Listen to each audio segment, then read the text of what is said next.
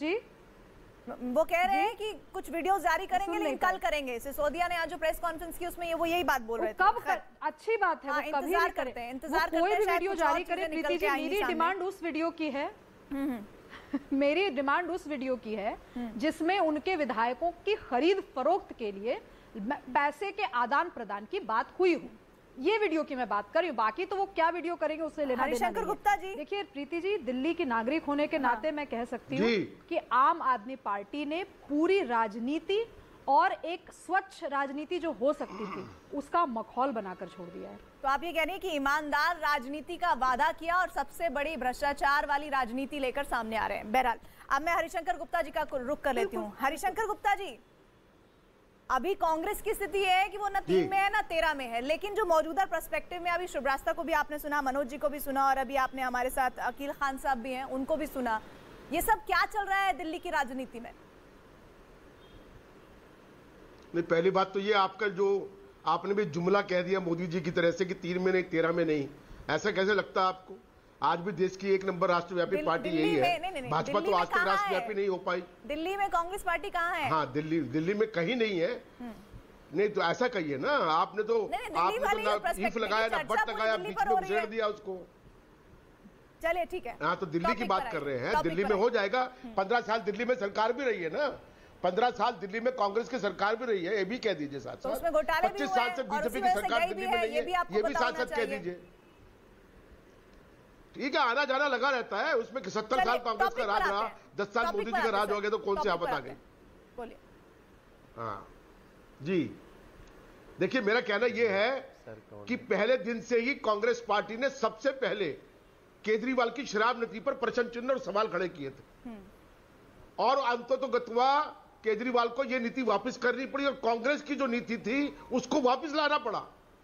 मैं ये कहना चाहता हूं आपके कांग्रेस, और हमने शुरू से ही कहा है कि इसमें घोटाला हुआ है, इसमें जबरदस्त घोटाला हुआ है। शराब की नीति के अंदर कभी भी ऐसा नहीं हुआ कि सारी की सारी दुकानें इस प्रकार से आवंटन कर दी गई, सारे प्राइवेट वेंडर्स को दे दी गई, उसमें सामंजस्य रखा जाता था। हमेशा सरकार और प्राइवेट लोग मिलकर चलाते थे। देखिए उसके पीछे दृष्टिकोण 2 होते थे। उसके पीछे पहली दृष्टिकोण यह होता था, सामाजिक परिप्रेक्ष्य में था कि शराब जहरीली लोगों को ना मिले, जो शराब के लत है, जिनको पीने की आदत है जिनको, और नए पीने वाले ना जुड़े, ये 7वां दृष्टिकोण होता था। इसलिए पुरानी कांग्रेस की जो नीति थी केजरीवाल को वो लागू करनी पड़ी, उसकी मजबूरी थी, और अपनी नीति को वापस करना पड़ा। उसमें घोटाला हुआ, इसमें 2 राय नहीं है। अब घोटाला कब और किस शक्ल में निकलेगा वो धीरे धीरे आगे बढ़ रही है बात। आज स्टिंग की बात कर रहे हैं, इसकी जांच हो जानी चाहिए, इसकी पुख्ता जांच हो जानी चाहिए कि इसमें सच्चाई कितनी है, क्योंकि अभी ये स्टिंग दिखा देने से, एक कह देने से तो किसी को आरोपित नहीं किया जा सकता। उसकी जांच हो, संबंधित एजेंसी जो इसमें जांच कर रही है, सीबीआई जो है, उसके पास ये चली जाए, वो इसकी जांच करे, फॉरेंसिक जांच करे इसकी, तब दूध का दूध पानी का पानी हो। दुखद बात यह है, एक सवाल यह भी खड़ा हो रहा है बीच में कि जो सीबीआई के जो legal adviser, deputy legal adviser थे जितेंद्र कुमार, वो एसीबी में पोस्टेड हो गए एज डायरेक्टर प्रोसिक्यूशन, और उन्होंने आत्महत्या कर ली। देखिए उनका पारिवारिक कारण भी हो सकता है, उनका निजी कारण भी हो सकता है, लेकिन ऐसे संगीन केस के साथ में जुड़े हुए थे और ऐसे वक्त में उन्होंने आत्महत्या की, सवाल तो खड़े होंगे, उसकी भी जांच होना चाहिए। ठीक है, तो हमारा सिर्फ कहना यह है, खाली स्टिंग तक ही सीमित रही है। ठीक है मनोज जी, हरिशंकर गुप्ता जी ने एक पॉइंट उठाया, उसी से मैं चाहती हूं कि आप उस पर अपनी बात को भी रखिए। और ये बात जिक्र अपने प्रेस कॉन्फ्रेंस में मनीष सिसोदिया ने भी की। उन्होंने कहा कि राजनीतिक विरोधियों को कुचलने के लिए अधिकारियों पर दबाव बनाया जा रहा है और अधिकारी इसी वजह से खुदकुशी कर रहे हैं। ये सीधे सीधे उन्होंने अपनी प्रेस कॉन्फ्रेंस में बीजेपी पर आरोप लगाया है। देखिए प्रीति जी, आज जो अभी हरिशंकर गुप्ता जी ने बात कही उसका बहुत ही कड़ा जवाब आज सीबीआई ने दिया है। सीबीआई ने स्पष्ट रूप से कहा है, उसको लाइन को मैं पढ़ रहा हूं, it is clarified that the gentleman officer late Shri Jitendra Kumar was in no way connected with the investigation of this case Manish Sisodia ji Delhi liquor case. जिस व्यक्ति का इस घटना से कोई लेना देना नहीं, और उस दिन स्टिंग आता है, स्टिंग पे आपको जवाब देना है, तो इनका एक क्रिमिनल माइंड है जो मनीष सिसोदिया जैसे लोगों का, कि उनको पता है कि आज स्टिंग आया तो मुझे कैसे इस घटना को डाइवर्ट करना है। लेकिन मुझे लगता है मनीष सिसोदिया जी ने सीबीआई से पंगा लेकर के एक और मुसीबत मोल ली है। कोई बात नहीं, वो तो जो कहे हैं सीबीआई उसका संज्ञान लेगी। लेकिन मैं अकील खान जी को भी, हालांकि अकील खान जी तो राजनीतिक विश्लेषक हैं, हमें तो खुशी होती कि आज कोई सांसद, कोई विधायक इस मुद्दे पे बात करने के लिए प्रीति के प्रोग्राम में, प्रीति रघुनंदन जी के प्रोग्राम में आता, लेकिन वो नहीं आया। एक सेकेंड, आप जब कोई बोल रहा हो तो प्लीज दखल ना दें। हाँ। तो बोले मनोज जी।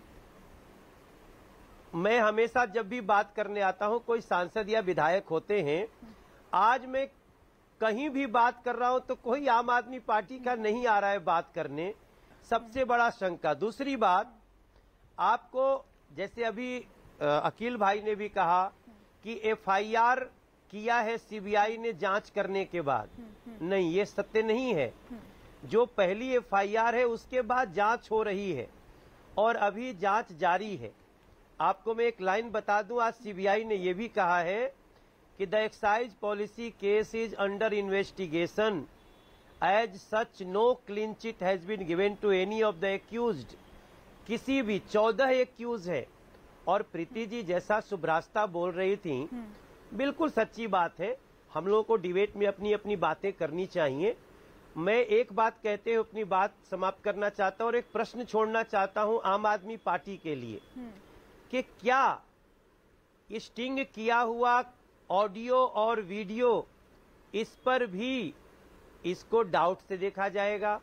भारतीय जनता पार्टी ने, हमने इसीलिए प्रेस कॉन्फ्रेंस किया, वो ये कह रहे हैं, इसीलिए हमने प्रेस कॉन्फ्रेंस, जो रिएक्शंस आ रहे हैं वो भले ही हमारे साथ डिबेट में नहीं है, वो ये कह रहे हैं कि भाई अचानक से आपने किसी आदमी को गाड़ी में बिठा दिया है, इतनी क्लियर ऑडियो आ रही है, ऐसा लग ही नहीं रहा है कि कोई स्टिंग ऑपरेशन है।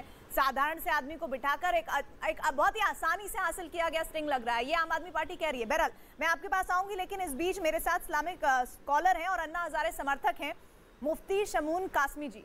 कासमी जी, सुचिता की राजनीति की बात करती थी आम आदमी पार्टी जब सरकार में नहीं थी, जब पूरा कैंपेन प्रोटेस्ट हो रहा था, पूरी दुनिया का जो केंद्र था वो लाल किले से लेकर वो रामलीला मैदान तक सब कुछ हमने देखा।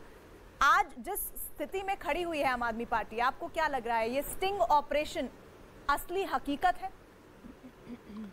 देखिए 2010 से ये आंदोलन शुरू हुआ और मैं उसमें जो उसकी कोर कमेटी का वाहिद मेंबर हूँ, मैं उसका एज ए मुस्लिम के।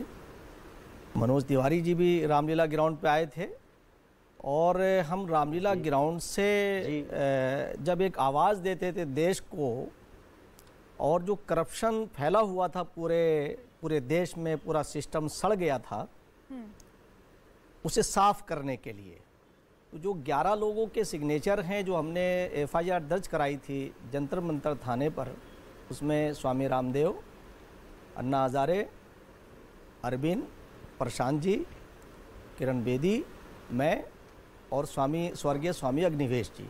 और उसके बाद जब आंदोलन शुरू हुआ तो मनोज तिवारी जी ने आकर के इतना उसके अंदर जोश पैदा किया, क्योंकि ये करप्शन के ख़िलाफ़ था।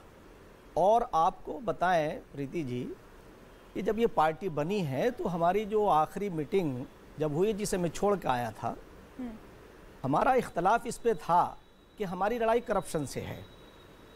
तो उस वक्त जो पैसा आया, सबसे पहले मैं उस मीटिंग की बात कर रहा हूँ, इसे अरविंद केजरीवाल सुन रहे होंगे और मनीष सिसोदिया, मैंने उनसे ये कहा भाई 5 मिनट ज़रा हमारे पास आके बैठ जाओ, और मेरा आज भी चैलेंज है 5 मिनट बैठने का। जब रालेगंज के अंदर पहली मीटिंग हुई तो उसमें जो पैसा आया था रामलीला ग्राउंड पे, लाखों करोड़ों रुपया आया, उसे अरविंद केजरीवाल ने अपने पीसीआरएफ के अंदर डाल लिया। मैंने उस वक्त ऑब्जेक्शन किया कि भाई ये तो ट्रांसपेरेंसी के खिलाफ है। और उसी वक्त इत्तेफाक ये देखिए कि 4 फाउंडेशन से 4 करोड़ रुपए जो है वो मनीष सिसोदिया के जो एनजीओ है कबीर, उसमें आया। तो हमने कि ये दोनों चीज़ें ट्रांसपेरेंसी के खिलाफ है। तो अरविंद केजरीवाल ने उस वक्त उस मीटिंग के अंदर, जो हमारी मीटिंग रालेगंज में चल रही थी कोर कमेटी की, उन्होंने आंख बंद की और कहा कि अच्छा अन्ना ठीक है, मैं किरण बेदी को और प्रशांत को उसका मेंबर बनाए लेता हूं। आज किरण जी और प्रशांत जी यहाँ मौजूद हैं हिंदुस्तान के अंदर, हयात हैं अभी, वो इन बातों को बताएंगे। तो मैंने कहा भाई ठीक है, ये तो तुमने एक चाल चल दी, मगर ये बताओ कि ये ईमानदारी कैसे साबित करोगे? आज मैं उस अनुभव को शेयर कर रहा हूं पूरे देश के साथ कि किस तरह से पूरे देश को धोखा दिया और पूरे देश को गुमराह किया। तो जो 4 करोड़ रुपए 2-2 करोड़ के चेक लेके गए थे और उसके बाद अन्ना कार्ड आया था ना, तो उसका कोई हिसाब किताब दिया और 2-2 करोड़ के चेक लेकर के अन्ना के पास गए, अन्ना ने वापस कर दिया। लेकिन हाँ प्रीति, मैं बात पूरी कर लूं, थोड़ा सा मैं बता दूं। अब मैं बताऊं, उन्होंने अब मैं 10 सेकंड में जो सुन रहे होंगे आम आदमी पार्टी के लोग, हाँ मैं चैलेंज कर रहा हूं अरविंद केजरीवाल को। वो पूछेंगे मैं चैलेंज करता हूं। अरे सुन लीजिए, आप तो कर लीजिएगा, आप कौन चैलेंज कर रहे हैं? आपका तो आपसे तो कोई नहीं, आपसे क्या लड़ाई है हमारी?